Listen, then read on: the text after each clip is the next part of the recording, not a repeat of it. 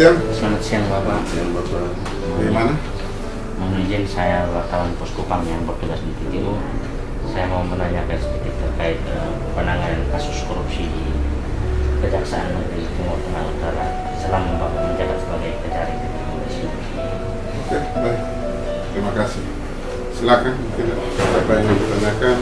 Yang pertama, untuk sampai dengan saat ini sudah berapa banyak pengaduan yang diterima oleh Kejaksaan? Yang pertama untuk Bendara Desa. Baik, yang saya sampaikan, sejak saya menjabat di Kejari TTU tanggal 23 Februari tahun 2021, sampai dengan hari ini saya mendapat laporan sudah ada 83 laporan terkait dengan dugaan tindak pidana korupsi, laporan dari masyarakat, dan itu terkait dengan dana desa. Selain daripada 83 laporan itu, juga ada beberapa hasil temuan tim di lapangan yang kemudian juga sementara kami tindak-lanjuti. Mungkin itu yang dapat saya sampaikan terkait dengan jumlah laporan. Bapak, dari jumlah kasus ini, jumlah laporan ini kan sebanyak 63. Dari jumlah ini ada apa, mungkin bisa dijelaskan lebih mendetail, ada apa sekian kasus yang sudah ditangani, mungkin yang berapa yang di tahapan penyidikan, mungkin bisa dijelaskan terkait ini. Baik, dari 63 pengaduan itu yang terkait dengan dana desa ya, selain itu juga ada lainnya. Sejak saya menjabat di sini sudah ada penyidikan beberapa perkara. Yang pertama terkait dengan perkara tindak pidana korupsi pada rumah sakit umum daerah Kemenanu tahun anggaran 2015 itu kami tetapkan 3 orang sebagai tersangka, yaitu kontraktor pelaksananya, penyedia jasanya, lalu yang kedua pejabat pembuat komitmen, dan panitia pemeriksa hasil pekerjaan. Kita sebagai tersangka dan penyidikannya berlangsung tidak lebih dari 2 bulan. Sudah kami limpahkan pengadilan tindak pidana korupsi pada Polda Negeri Kupang, dan saat ini sementara dalam pemeriksaan saksi-saksi. Mungkin untuk minggu depan ini sudah pemeriksaan tahun terakhir, saksi-saksi selanjutnya mungkin akan kita lanjuti dengan proses pembuatan surat tuntutan pidana. Selain itu ada juga kasus itu bersumber dari APBD ya, APBD Kabupaten TTU. Selain itu juga yang terkait dengan laporan dana desa, sudah ada beberapa desa yang kami tangani. Yang pertama adalah desa NKKB. Itu kerugian negara yang ditimbulkan berdasarkan dengan hasil dari audit pihak inspektorat adalah sebesar 1,7 miliar. Ini sudah kami tingkatkan ke tahap penuntutan. Ada 2 orang tersangka, 2 bekas perkara kami split, yaitu kepala desa dan bendahara desa. Artinya bahwa sampai dengan sekarang sudah ada 5 perkara yang penyidikannya sudah dianggap selesai, dan sekarang sudah dalam ada tahap penuntutan. Dalam waktu dekat kami akan segera melimpahkan perkara dana desa NKKB ke pengadilan tindak pidana korupsi pada Negeri Kupang. Selain itu juga ada beberapa 3 lagi penyidikan kami, yaitu berkaitan dengan penyalahgunaan dana desa di Desa Botov, itu dengan kerugian negara 2,1 miliar. Tadi kami baru selesai melakukan ekspos dengan teman-teman dari inspektorat, dan penyidikannya sementara berjalan. Kita juga upayakan bahwa dalam waktu dekat akan ditingkatkan ke penuntutan. Lalu selain itu juga ada Desa Letna Selatan, sementara dalam penyidikan kerugian negaranya itu 900 juta. Tersangkanya juga akan ditahan 1 orang kepala desa. Lalu juga ada Desa Bironatun.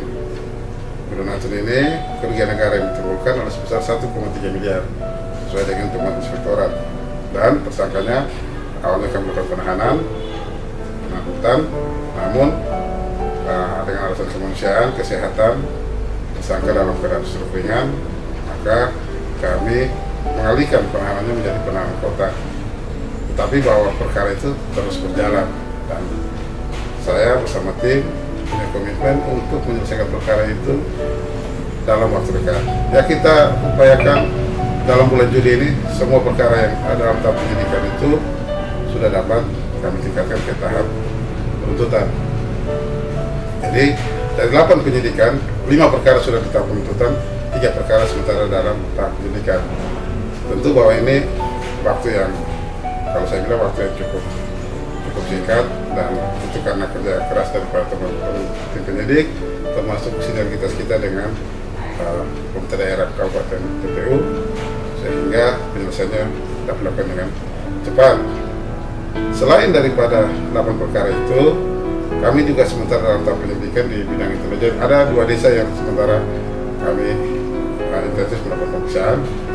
Saya nanti menunggu hasil dari teman-teman di hotel, apakah itu akan ditingkatkan ke tahap penyidikan ataukah kemudian akan dihentikan, ataukah ada langkah-langkah hukum lainnya.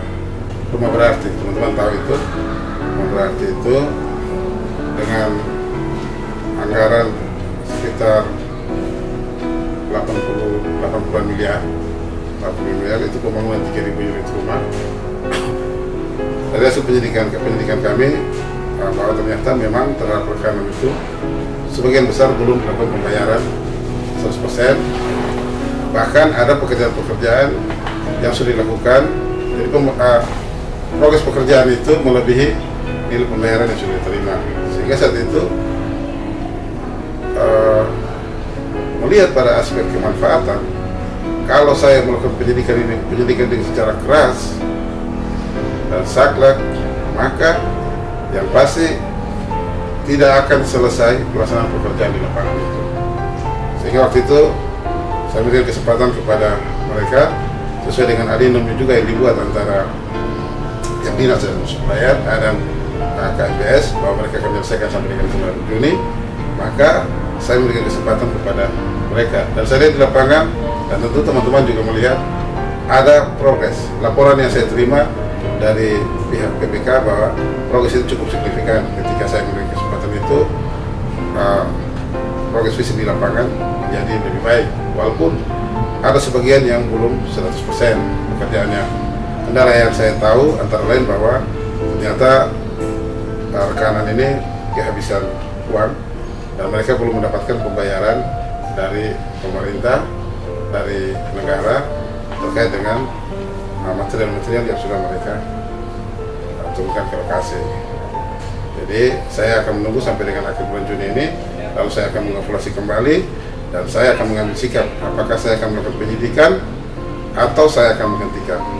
Tentunya yang pertama, saya bersyukur bahwa Kejati TTU merupakan salah satu kejari yang disuruhkan oleh Kejati untuk ke Kejagung sebagai salah satu yang calon kejari yang dapat diikutkan ke Kementerian PAN-RB dalam meraih wilayah BPK dan DPR.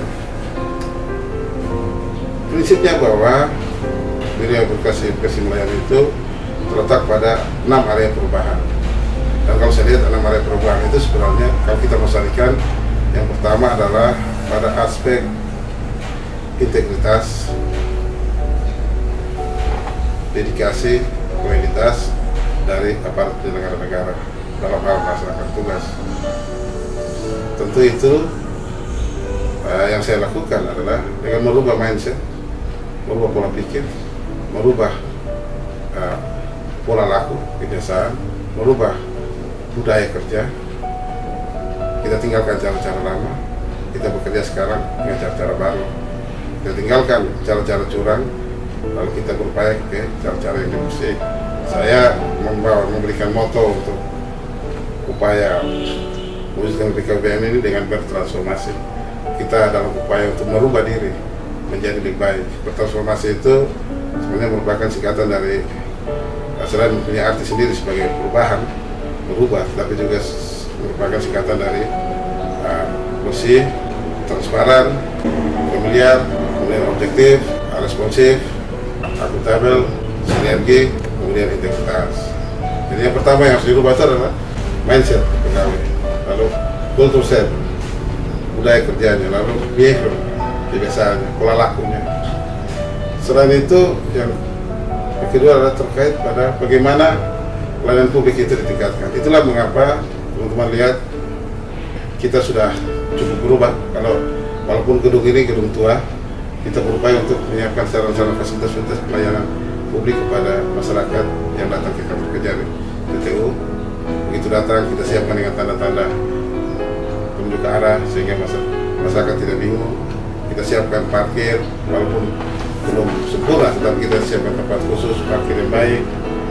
Kemudian kita siapkan PTSP yang baik, ruang tunggu yang baik. Lalu dalam hal teknis, misalnya di bidang pidum, kita siapkan ruang diversi yang baik, kita siapkan ruang konsultasi, koordinasi dengan penyidik maupun dengan penasihat hukum.